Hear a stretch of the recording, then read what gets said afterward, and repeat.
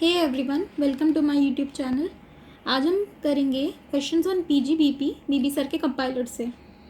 But ये questions हम first से नहीं लास्ट से स्टार्ट करेंगे, क्योंकि लास्ट से स्टार्ट करना इसीलिए भी बेटर है क्योंकि इसमें ज़्यादा कॉन्सेप्ट्स और थोड़े डिफ़िकल्ट सम्स के थ्रू हम शायद जो नए हैं अमेंडमेंट्स हैं या नए इंक्लूजन्स हैं, नए प्रोविजंस हैं, कुछ जैसे डिडक्शंस वगैरह ऐड हुए हैं तो वो भी इंक्लूडेड है, तो हम बेटर क्वेश्चंस के थ्रू जाएंगे। तो I think that will be more beneficial for you all. और तो इसीलिए मैंने सोचा है कि मैं लास्ट से स्टार्ट करती हूँ। तो हम क्वेश्चन नंबर 56 है जैसे सर के बुक में लास्ट क्वेश्चन, तो उसी से स्टार्ट करते हैं। आई होप हम ये सीरीज़ कंटिन्यू कर सकें। अगर आपका रिस्पॉन्स अच्छा रहा, कि आपको अगर अच्छा लगा, बेनिफिशियल हुआ, अगर आप चाहें तो ही आगे फर्दर कंटिन्यू करेंगे। ठीक है, तो स्टार्ट करते हैं 56 क्वेश्चन से। तो पहला है शंकर लिमिटेड।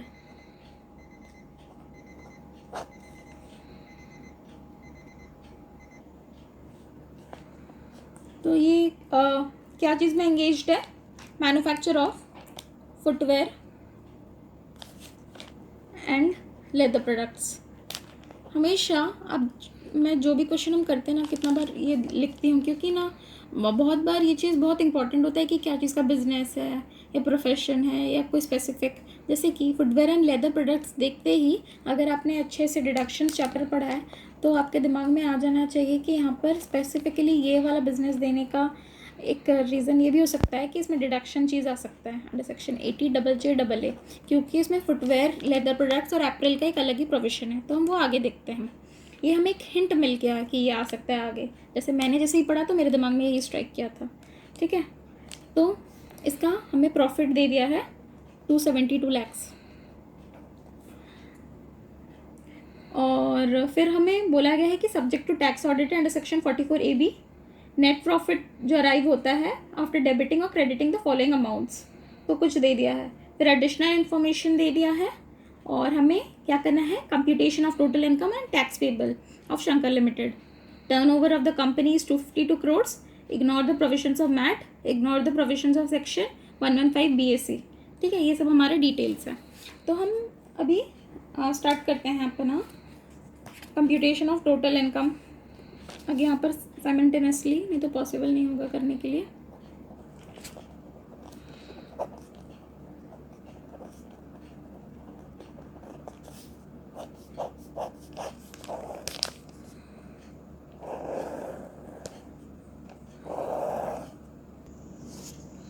सबसे पहला है depreciation charge on the basis of useful life of assets as पर कंपनीज एक्ट 32 लैक्स। हम हमेशा आगे हम पहले नेट प्रॉफिट लिख देते हैं। स्टार्ट हमेशा हम पहले भी डिस्कस किए हैं, जब भी हमें निकालना हो तो हम स्टार्ट कैसे करेंगे क्वेश्चन, नेट प्रॉफिट से।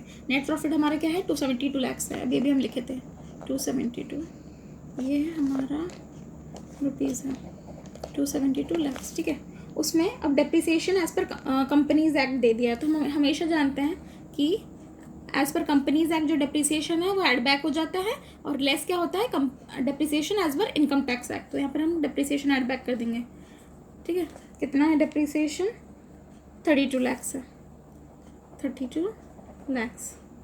ठीक है, उसके बाद है a sundry creditor whose amount of 32 lakhs was outstanding since long time has been settled for 26 lakhs based on compromise settlement. The amount waived has been credited to the statement of P&L. ये बोल रहा है कि 32 लाख का जो creditor था उसको हमने सेटलमेंट कर लिया 26 लाख में, तो बाकी का हमारा जो 6 लाख है वो वेव ऑफ हो गया है। ठीक है, जो अमाउंट 6 लाख है वो जो वेव हो चुका है 6 लाख, वो क्रेडिट कर दिए हम statement of profit and loss में। तो वेल एंड गुड, 6 लाख का हमारा पैसा बच रहा है, क्रेडिटर्स को पे नहीं करना है, और वो हम बोल रहे हैं कि हमने इनकम में ऐड कर लिए हैं, तो ठीक है ना, एडजस्टमेंट हो गया है, प्रॉफिट एंड लॉस में ऑलरेडी हो चुका है, तब इसका हम एडजस्टमेंट कुछ नहीं करेंगे, सिर्फ नोट्स दे देंगे। थर्ड क्या है, employers contribution to EPF of 3 lakhs for the month of March 2021 was deposited on 29 July. तो कितना है, एम्प्लॉयर का कॉन्ट्रीब्यूशन है 3 लाख का। तो ये जो 3 लाख का है 29 जुलाई को डिपॉजिट कर दिया गया है मार्च का, ईयर एंड मार्च का। तो ये भी ठीक है, ये भी सही है, क्योंकि ड्यू डेट से पहले, ड्यू डेट हमारा होता है September 30, उसके पहले डिपॉजिट हो चुका है, तो इसमें भी हम कुछ एडजस्टमेंट नहीं करेंगे क्योंकि डिपॉजिट हो गया। तो ये परफेक्ट है, well and good, with in the limit है। अब नेक्स्ट क्या है, interest payment debited 30 lakhs includes interest on term loan of 25 lakhs availed on April 1, 2020 at interest rate of 12% per annum towards purchase of machinery during the year. ठीक है, तो इसमें हम देखेंगे क्या इंटरेस्ट है 30 lakhs का, ठीक है, डेबिट किया गया 30 lakhs, उसमें से जो इंटरेस्ट 25 lakhs का है वो टुवर्ड्स क्या है, परचेज ऑफ मशीनरी। कब? 1 अप्रैल 2020। ये हमारा डिटेल दिया हुआ है, ठीक है, इसमें हम देखेंगे।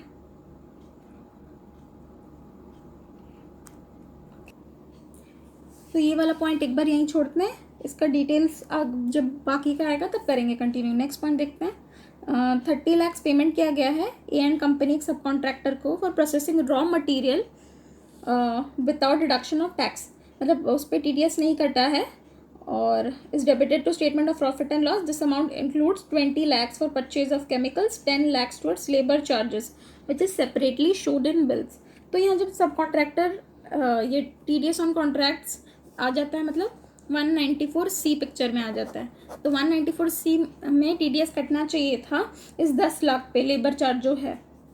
देखिए टोटल एक्सपेंस हुआ है 30 लाख, 30 लाख में से जब बिल में सेपरेटली होता है तो हम लेबर चार्ज में काटते हैं, कितना है 20 लाख है जो प्रोडक्ट का पैसा प्राइस पे किया गया है जो परचेज ऑफ केमिकल्स के लिए, बट जो 10 लाख है लेबर चार्ज, तो इस पर TDS डिडक्ट करना चाहिए था, बट TDS डिडक्ट नहीं हुआ।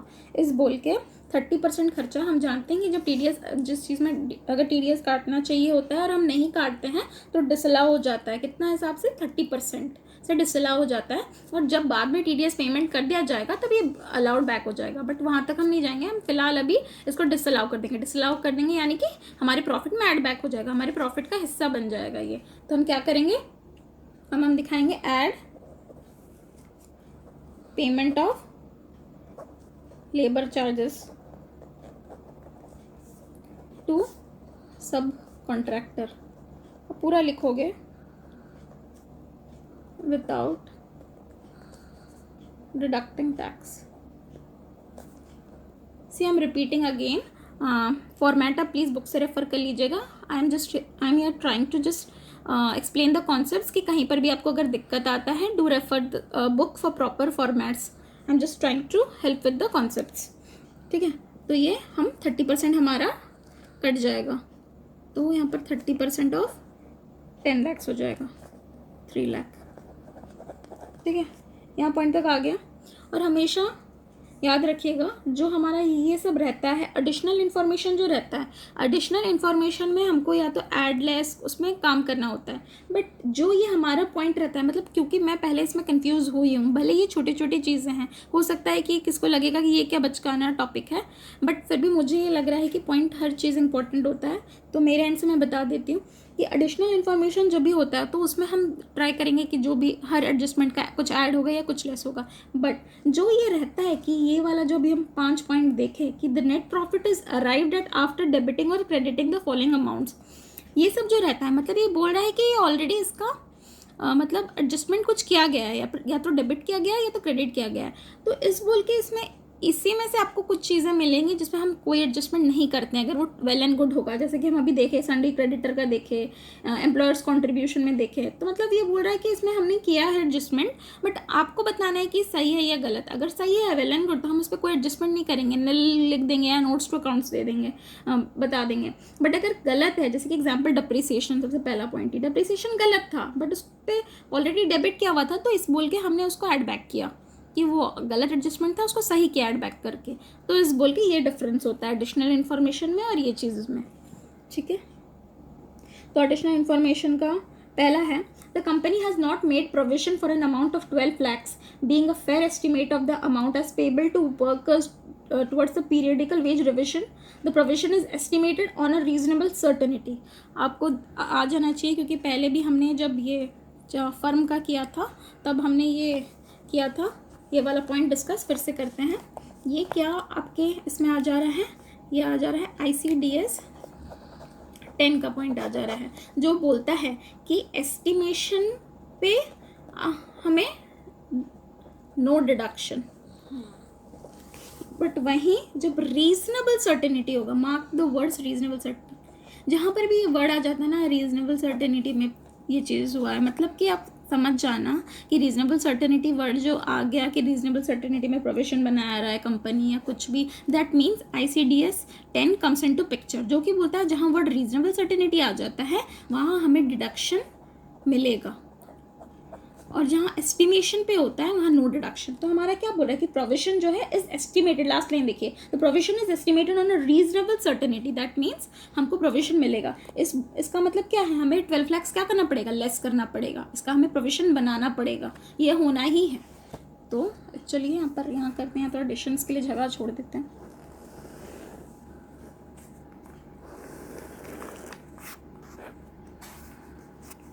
लेस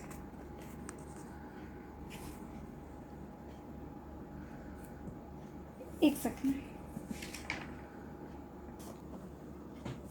तो ये आ गया प्रोविजन फॉर वेजेस, ठीक है। तो कितना आ रहा है, ये आ रहा है 12 लाख दिया हुआ है हमारा। रीजन समझ गए ना, ICDS 10 reasonable certainty is the keyword. Next, the return on value of assets aligning depreciation, ये दे दिया है। सो इसका भी देख लेंगे, जैसे कि क्या क्या चीज़ हमारा दे दिया है। बिल्डिंग दे दिया है 180 लाख, और प्लांट एंड मशीनरी, अच्छा बिल्डिंग पे हम क्या जानते हैं, इंटू 10% है, रेट लग जाएगा, ठीक है। अब यहाँ प्लांट एंड मशीनरी का देखना है। प्लांट एंड मशीनरी में 170 lakhs inclusive of 30 lakhs of machinery acquired on 1 November and put to use, मतलब कि सबसे पहले ये 30 लाख हटा देते हैं क्योंकि ये लेस देन 180 डेज वाला सीन है। 170 माइनस 30 कितना बचता है, 140, तो 140 लैक्स का सीधा 15% हो जाएगा, हम जानते हैं 15% है रिडक्शन, ठीक है। आपको रेट्स ये सब कुछ मिनिमम चीज़ें हैं, उनका रेट ध्यान रखना है, ठीक है।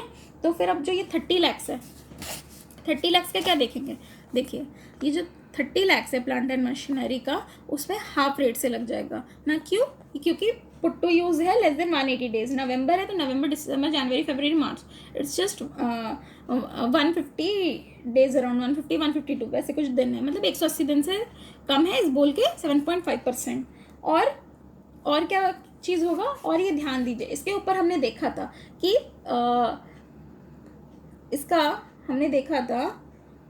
इस पर इंटरेस्ट ऑन टर्म लोन लिया गया था, वो पॉइंट में ये 4th पॉइंट में, interest payment debited 30 lakhs includes interest on term loan of 25 lakhs availed on इतना 1 April at interest rate of 12% with purchase of machinery, मतलब 12% इंटरेस्ट में 25 लाख का मशीनरी खरीदा गया था। तो हम वो देख लेंगे कि कितना 25 लाख पे कितना इंटरेस्ट पेमेंट हो रहा है उसका, क्योंकि वो कैपिटलाइज हो जाएगा, वो तो हमारा एसेट पे कैपिटलाइज हो जाएगा, हमें वो देखना है। तो हम वो निकालेंगे कि 25 लैक्स पे 12% इंटू कितने मंथ्स के लिए, देखिए मंथ कितना है, 1 अप्रैल 2020 को अवेल किया था लोन, कब तक पुट टू यूज़ हुआ है, 1/11, मतलब अप्रैल से नवंबर तक 7 मंथ्स हो रहा है, उतना पीरियड का हमारा कैपिटलाइज हो जाएगा, ठीक है।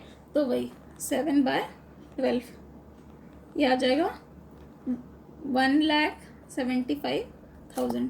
तो ये जो 1,75,000 है ये हमारा कॉस्ट में ऐड हो जाएगा, ठीक है। तो ये हमारा हो जाएगा 1.75 लाख भी यहाँ पर क्योंकि ये हमारा ऐड हो जा रहा है कॉस्ट ऑफ एसेट में, तो उस पर भी हमको कितना मिलेगा 7.5%। समझ रहे हैं ये वाला चीज़। अब इस पे हम जानते हैं जब put to use less than 180 days होता है तो उसमें हमें एडिशनल डेप्रिसिएशन भी मिलता है। तो इसमें हमें और 31.75 लैक्स ये जो फिगर है इस पे और एडिशनल डेप्रिसिएशन मिलेगा 10% का, ठीक है। तो वही चीज़ हमें दिखाना है, और बाकी तो कंप्यूटर है, कंप्यूटर का डायरेक्टली हमें 40% मिल जाएगा 15 लाख पे। तो अब हम इसको दिखा देते हैं क्या कि लेस डेप्रिसिएशन कैसे, फटाफट दिखा देंगे। सबसे पहले इजी वाला कर देते हैं, building 180 into 10% that is 18 lakh. फिर कंप्यूटर कर देते हैं 15 लाख से इंटू 40%, 6 lakhs। अब डेप्रिसिएशन किसका दिखाएंगे? प्लांट एंड मशीनरी का। तो उसमें कैसे दिखाना है प्लांट एंड मशीनरी का? आगे आप दिखा दोगे ग्रेटर देन 180 डेज वाले का 140 इंटू 15%, ठीक है। 140 इंटू 15% है 21 lakhs। अब लेस देन 180 डेज वाले का दिखाएंगे हम। वर्किंग नोट्स में आप दिखा दोगे कि कैसे आया। 30 lakhs plus 1.75 lakhs, that is 31.75 into आगे 7.5%, क्योंकि इंटरेस्ट रेट हाफ हो जाएगा क्योंकि लेस देन 180 डेज है, ठीक है। 15% का आधा, प्लस इसमें एडिशनल डिप्रिसिएशन भी हमें मिलेगा। इसमें additional depreciation on above plant and machinery used for less than 180 days। so ये कितना हो जाएगा? 31.75 इंटू 10%, ये भी। तो ये 31.75 इंटू 7.5% आगे निकालेंगे, और फिर ये आगे ये तो लिख देते हैं। ये हो जा रहा है 3,17,500, और ये दूसरा कितना हो रहा है? ये हो रहा है 2,38,125, ठीक है। तो ये हमारा सारा डिप्रिसिएशन निकल गया। अब हमारा नेक्स्ट पॉइंट क्या है?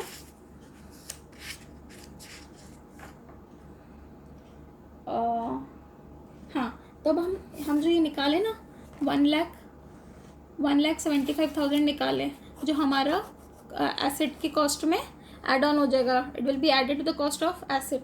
तो वही चीज़ हम वहाँ पर दिखा देंगे कि जो डेबिट हुआ था अब यहाँ पर हम उसे वापस ऐड बैक कर देंगे, क्योंकि ये हमें प्रॉफिट एंड लॉस में नहीं मिलेगा because it is in part of cost of asset. तो हम ये add interest on term loan, ठीक है, फॉर परचेज ऑफ मशीनरी। ये तो हमारा कैपिटलाइज हो रहा है ना, तो ये हमारे P&L में थोड़ी हमें मिलेगा डिडक्शन। तो ये क्या हो जा रहा है? 25 lakhs पे 12% इंटू 7/12, अभी हम देखे थे सेम, वही 1,75,000, ठीक है। बाकी और क्या आइटम बचा है देखते हैं। नेक्स्ट है हमारा ये नेक्स्ट पॉइंट देखते हैं। यहाँ तक सब कंप्लीट हो गया। नंबर 3 है डिडक्शन का पॉइंट। देखिए ये आ गया है आपका डिडक्शन का, वो रुकिए लास्ट में देखते हैं नंबर 3। नंबर 4 देखते हैं। Sales includes 5,000 leather bag sold to Messrs. Shankar, a related party, at a price of 1,000 each. The selling price to others in the market is 1,300 each.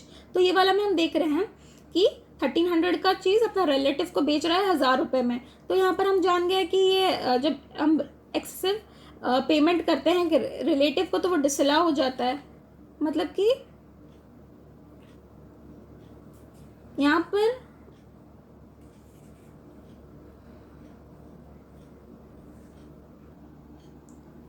तो यहाँ हम देख रहे हैं जब रिलेटिव के साथ कोई ट्रांजैक्शन होता है जिसमें प्राइस डिफरेंस आता है तो 48.2 में डिसअलाउ हो जाता है। तो यहाँ पर देखिए वो मार्केट प्राइस था 1,300, पर वो अपने रिलेटिव को लेस में 1,000 रुपीज़ में। तो ये प्रॉफिट क्या ये कम हो गया इतना, तो हम इतना प्रॉफिट ऐड बैक करेंगे। तो वही add payment less than market price.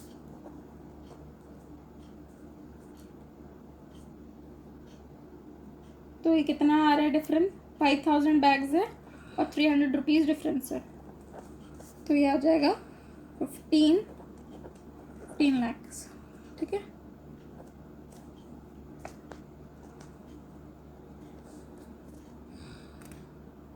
$15 lakhs।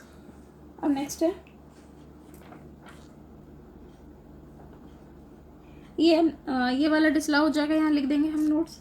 फिर नेक्स्ट है employees contribution to EPF of 3 lakhs recovered from their salaries for the month of March 2021 and shown in the balance sheet under the head sundry creditors was remitted on 31st May. तो ये क्या है, employ जो contribution करता है 3 लाख का, वो जो है उसका रिकवर होके सैलरी से और उसको दिखा दिया जाता है कि सेंडरी क्रेडिटर्स है, ठीक है। तो इसको इनकम मान लिया जाएगा अंडर पीजीबीपी, एम्प्लॉय का जो ये कंट्रीब्यूशन है, और इसको हम फिर ऐड बैक कर देंगे, इसका डिडक्शन नहीं मिलेगा। एम्प्लॉयज कंट्रीब्यूशन टू ईपीएफ कितना, 3 लाख। और क्या बचता है, और आई थिंक कुछ नहीं बचता है, ये हमारा आ जाता है 32 लाख का, और क्या है, और कुछ नहीं है। तो ये हम सारा टोटल कर देंगे,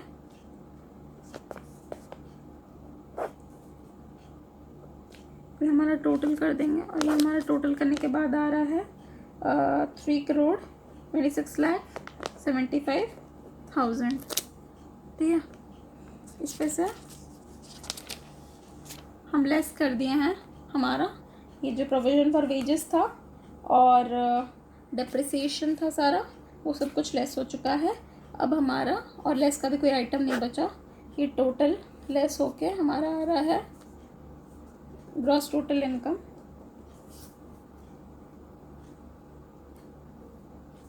2,64,19,375, ठीक है। अब इसमें हम लेस कर देंगे deduction under 80JJAA। See this is very very important. क्यों इंपॉर्टेंट है, ये वाला ICAI का फेवरेट डिडक्शन है, तो इसको हम ध्यान देके समझते हैं। And I am like 90% sure कि इसमें तो पक्का ये वाला डिडक्शन आ ही सकता है। तो इसको हम देखते हैं कि इसमें ये हम कैसे करेंगे, ठीक है। तो देखिए यहाँ देखते हैं डिडक्शन अंडर सेक्शन 80JJAA। तो इसमें है एडिशनल एम्प्लॉयज़ के लिए ये वाला डिडक्शन मिलता है, ठीक है। और हम जानते हैं अगर फुटवेयर और लेदर प्रोडक्ट का बिजनेस हो, मैन्युफैक्चरिंग हो, तब उसमें क्या है कि एम्प्लॉय अगर 150 डेज से भी नीचे, अगर 150 डेज से अगर ऊपर एम्प्लॉयड हो तो फिर उसको डिडक्शन मिलेगा। वहीं पर और अदर बिजनेस के लिए 240 डेज लिमिट है। But in case of footwear and leather product, अगर if an employ is employed for more than 150 days तो उसको ये डिडक्शन मिल जाएगा only for this, otherwise the limit is for 240 days, ठीक है। और अब इसका हम डिटेल्स पढ़ते हैं, फिर आगे इस पर बात करते हैं। क्या है, पॉइंट नंबर 3 पे है, देखिए। During the year 2021 the company had employed 24 additional employees. All these employees contribute to a recognized provident fund. 12 out of, अच्छा okay, let us write the informations. 24 additional employees, एक सेकेंड। तो इसमें हम देखेंगे कि एडिशनल एम्प्लॉयज़ 24 एम्प्लॉयज़ हैं, तो उसमें से 3 पार्ट है। 12 एम्प्लॉयज़ है जो ज्वाइन किए हैं 1/6/20 को, 4 join on 1/7/20 and rest 8 joined on 1/11/20, ठीक है। 3 चीज़ है। फिर इसमें कितना कितना अमाउंट में ज्वाइन किए, ये 23K पर मंथ, ये 26K पर मंथ एंड ये 20K पर मंथ। और इसमें से बोल रहा है ये वाले में से जो 12 हैं, इन 12 में से -2 जो 2 एम्प्लॉयज़ हैं वो joined on this date are being settled by bearer cheques. See, the question is framed in such a manner, the deduction का मतलब information is given in such a manner so as to मतलब cover all each and every point, like इतना beautifully frame किया गया है कि footwear and leather पहला चीज़ लाया कि हम 150 डेज वाला चीज़ यूज़ करें। देन इसमें -2 ये बेरर चेक वाला भी, क्योंकि इसका प्रोविजन है अगर कैश या बेरर चेक क्रॉस चेक से पेमेंट होता है तो वो कंसिडरेशन में नहीं आएगा एडिशनल एम्प्लॉयज़ में। तो हमारे एडिशनल एम्प्लॉयज़ का 12 में से तो यहाँ 2 कट गया। फिर और एक चीज़ हमारा इसमें सबसे मेन कॉन्सेप्ट क्या है कि अगर 25,000 से ज़्यादा हुआ, ग्रेटर देन 25,000, तो भी वो एडिशनल एम्प्लॉयज़ नहीं हुआ, और इस चीज़ में नहीं आया।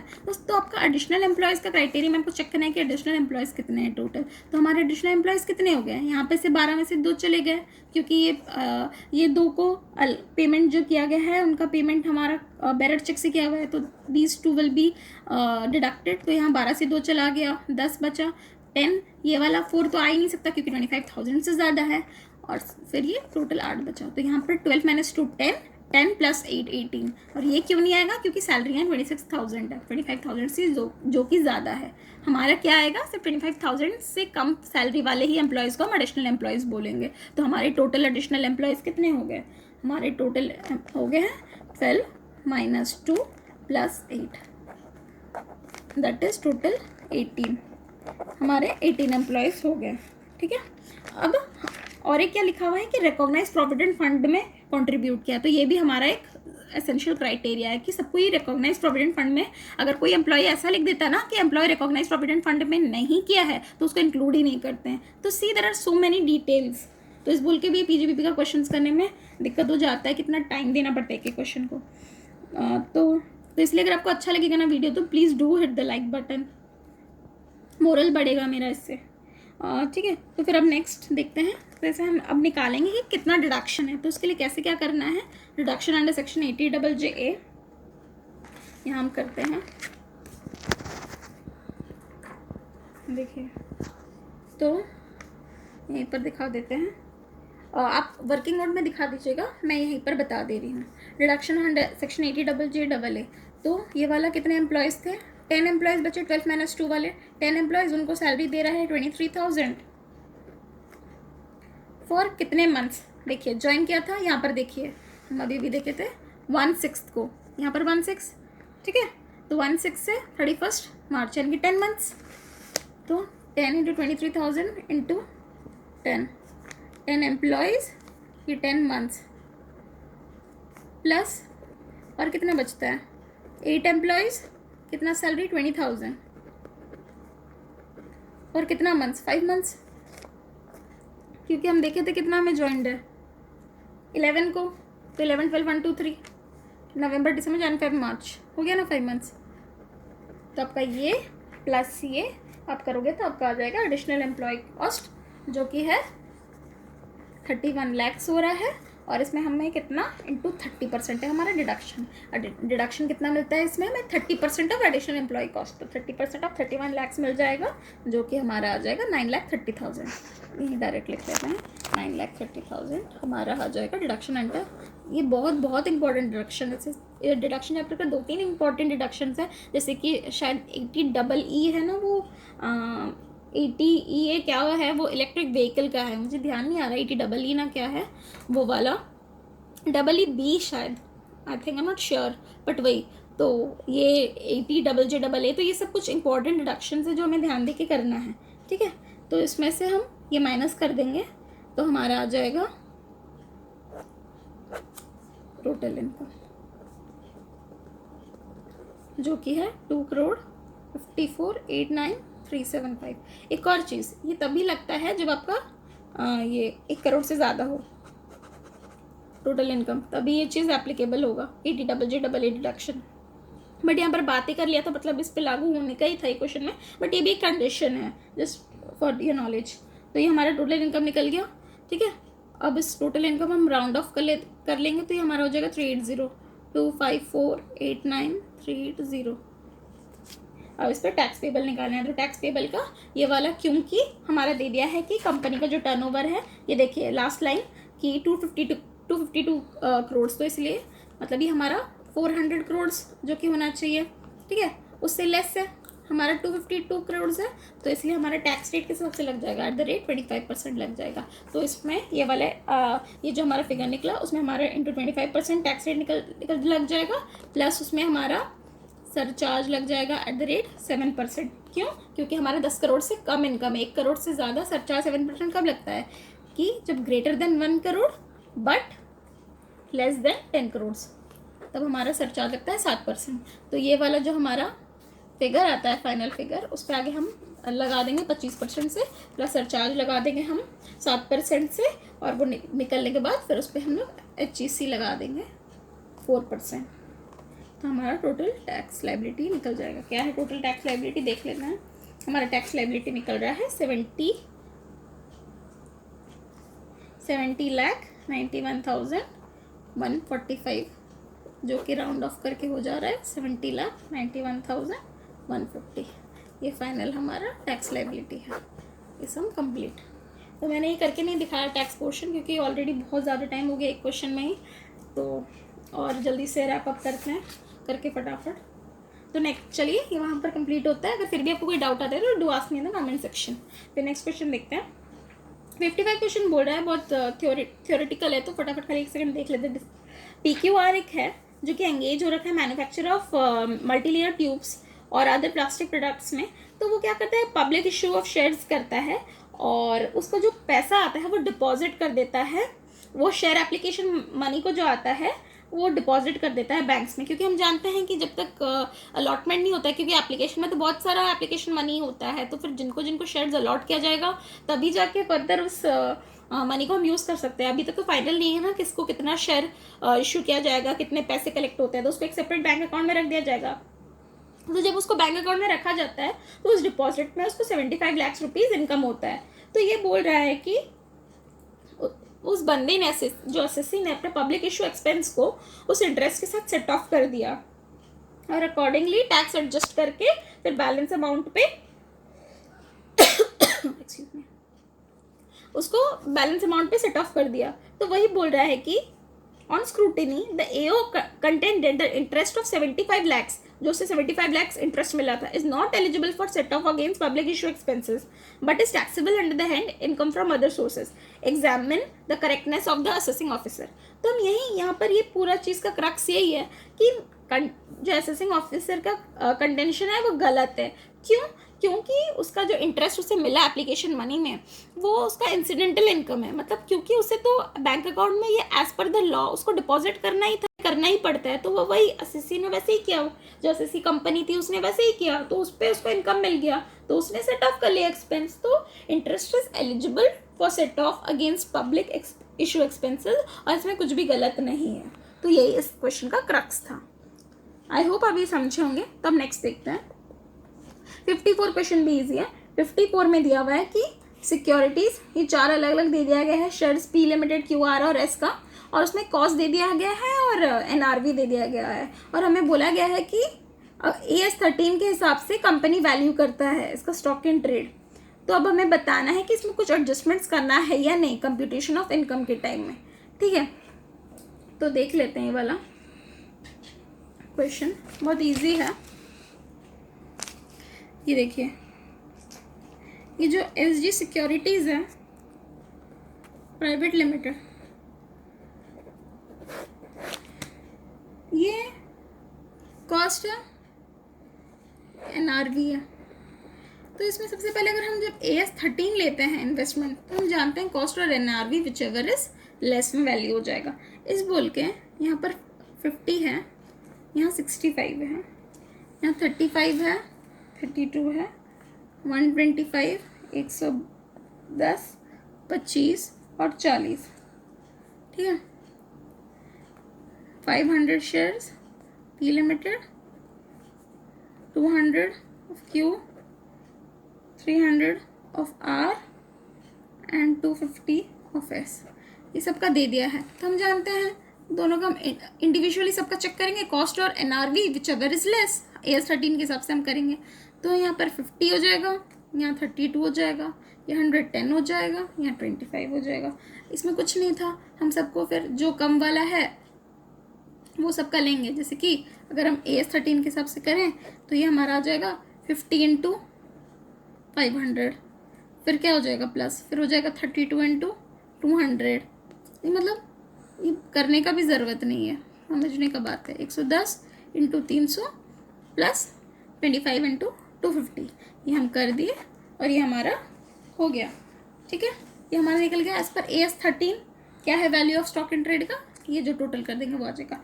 बट अगर हम ये बोल रहा है कि AS13 के हिसाब से तो ये होगा, पर जब हम ICDS लेते हैं, ICDS 8, तब उसके हिसाब से क्या होगा वैल्यू। तो ये वाला चीज़ हम जानते हैं हमेशा कि ICDS 8 बोलता है कि जो कैटेगरी वाइज है हम उसको वैल्यू करते हैं, ना कि इंडिविजुअल सिक्योरिटी वाइज। यानी कि हम इंडिविजुअली चेक नहीं करेंगे कि 50 और 65 में कौन सा कम है, ये जैसे इसमें किया, हम इंडिविजुअली नहीं करेंगे, हम कैटेगरी वाइज करेंगे।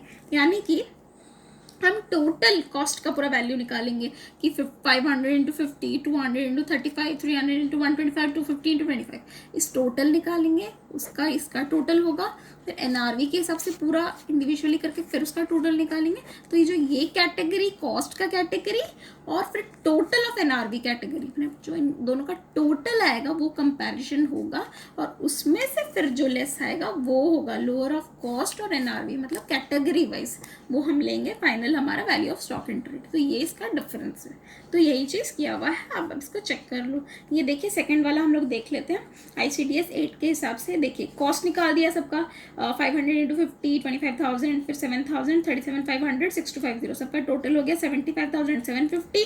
NRV का पूरा टोटल हो गया 81,900। इन दोनों को कंपेयर किया तो लोअर कौन सा है, 75,750। तो ये हमारा हो गया आंसर एज पर ICDS 8। ठीक है, तो ये हो गया। और अब नेक्स्ट हम क्वेश्चन अगर देखें तो 53 बहुत बड़ा है, तो यहीं पर एक बार वाइंड अप करते हैं क्योंकि वीडियो बड़ा हो गया है। तो अगर आपको ये हेल्पफुल लगा और आपको लगा कि कंटिन्यू करना चाहिए तो डू कमेंट। अगर कमेंट्स आता है एटलीस्ट तीन जन भी बोलेंगे ना कि बेनिफिशियल हुआ तो PGBP के फर्दर क्वेश्चन से कंटिन्यू करेंगे, because it's really time taking, और इसमें एक क्वेश्चन में बहुत टाइम लग जाता है, और जितना हो सकेगा करेंगे। और अगर आपको लगता है तभी, और thank you for watching my video. Do share it with your friends, and if you like it, do comment. Thank you.